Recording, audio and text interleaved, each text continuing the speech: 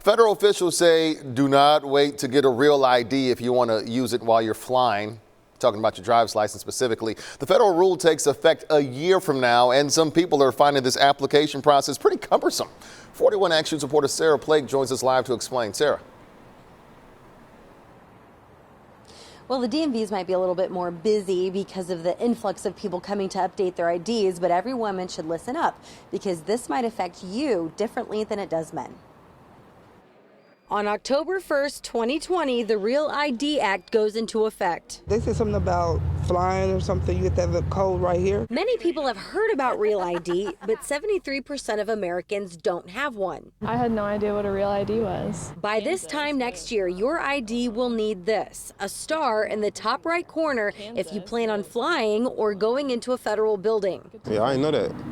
So I guess I do now. Kansas and Missouri are optional states, so you don't need to get a new ID, but you need to make sure you have another valid TSA-approved ID, like a passport or military ID. If your name has changed throughout your life, I guess, you have to provide documentation for that as well. Patrick Manning is a notary and says that's the #1 thing he notices people are forgetting. It wasn't actually on any of the forms that told you what to bring to the DMV. The person that I did a notary for in Oskaloosa, and she had told me that she got sent back and forth 4 times because she had brought her birth certificate, but her current driver's license was a different name.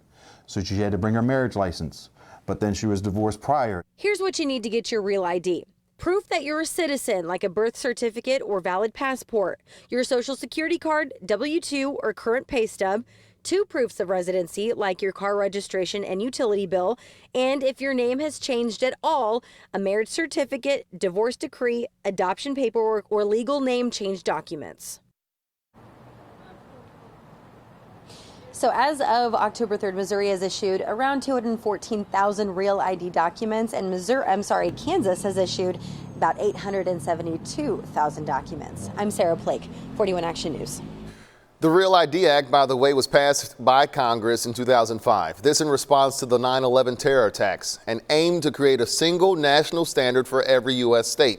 Missouri's legislature wrote a bill refusing to comply with Real ID. It was signed into law in 2009, but in 2017, a new state law gave residents the choice to get those Real ID cards.